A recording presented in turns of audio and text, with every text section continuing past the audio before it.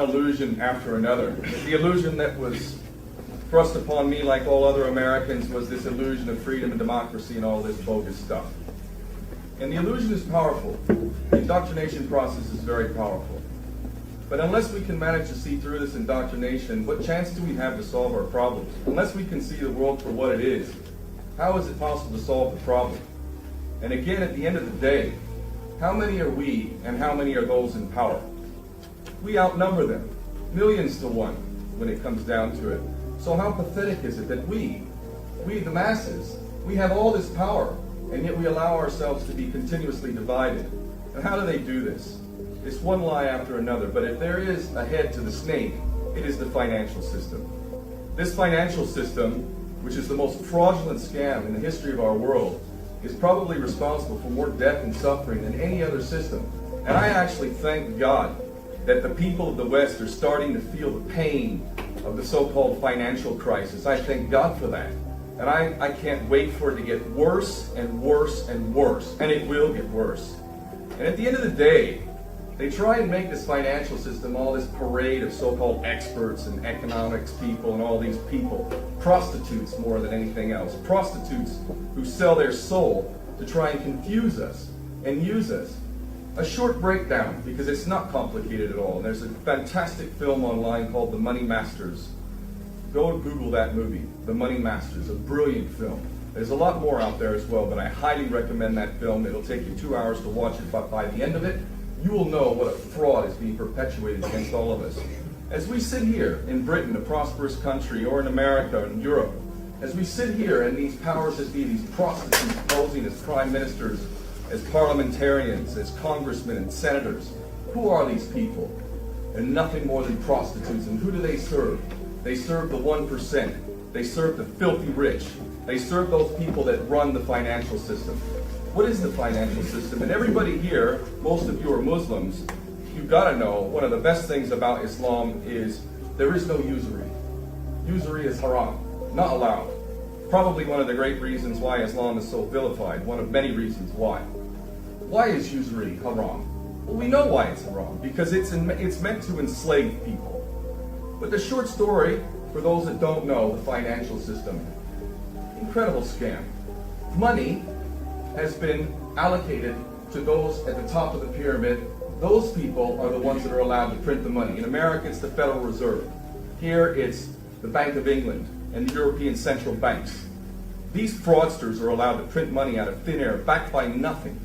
Backed by nothing. And they were given that power by our corrupt, greedy, pathetic so-called leaders, whether they're prime ministers or politicians, all of them traitors with the rarest of exceptions. They have given the power on behalf of us, who they supposedly speak for these tyrants to be able to print the money. They then loan the money. They then loan the money to the banks at interest. At interest. We pay interest to people who print money, which we could print ourselves debt-free. And yet we allow them to do this. So they print the money, and then they loan it to the banks at which we own the interest. And they've had this fraudulent system in existence for many, many hundreds of years now. And this system is inherently debt-driven. The point of it is to indebt us, so that we have to pay more and more taxes to pay off a debt that can't possibly be paid off. Because the amount of debt that is created from the money that is printed, there is not enough money in circulation to pay off the debt. So there will always be debt. There is no way to balance the budget. We will always be in debt. So while we're having these so-called austerity measures being played out in front of us, while education is becoming far too expensive for most working class people to be able to send their kids off to university, while our social services are being cut, systems are being privatized, and you're wondering how you're going to keep a roof over your head or a job and put food on the table for your family, we are paying debt. To who? This is the one question. The one question when they talk about the debt and the need to cut social services and increase your taxes, why are we doing that? Because we're in debt. To who? Who do we owe the money to exactly? Do we ever think about that? Who do we owe the money to? I'll tell you who we owe the money to. The Rothschilds, the Oppenheimers, the filthy rich banksters that are running this system, that our corrupt prostitute politicians gave the power to these tyrants to do. You all have not worked hard enough. None of you have worked hard enough. None of you working class people out there have worked hard enough. You haven't worked hard enough, and you owe the Rothschilds money. And they're taking away your social services, and they're telling you you need to go fight a war. In Iran now. In Syria.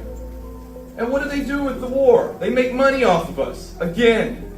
And they send our sons and daughters off to war. To kill innocent people. To rape them.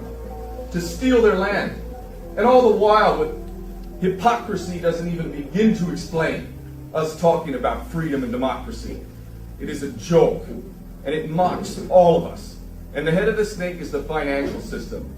And Henry Ford rightly said, it's a good thing that people don't understand the financial system, because if they did, there will probably be a revolution by the morning. And it's true.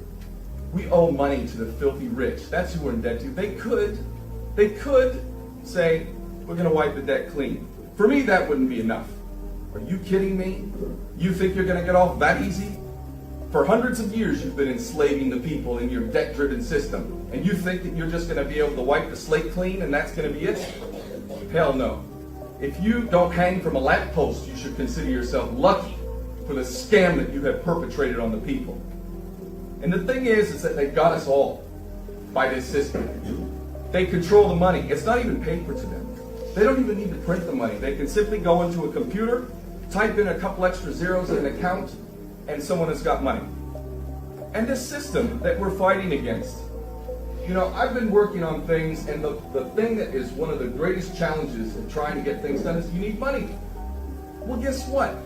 Who are we fighting? Who we're fighting has an infinite supply of money. So we're forever fighting against people who can pay every corrupt person who can be bought. And that actually explains everything about the world and the way it functions. Our world is run by corrupt prostitutes, because those that can be bought are the ones that will be given the positions of power. And ideally, we like corrupt people who like little boys or high-class prostitutes, and we like to have videotapes of them, because if you ever think to do what's right, then we'll release those videos of you with some little boy or some prostitute. Literally, the more corrupt you are, the more qualified you are to be a prime minister or a president. Literally. This is the system we live in. It rewards the corrupt, and it punishes those people who actually have some integrity. That is the system, and the head of the snake is the financial system. And until we change that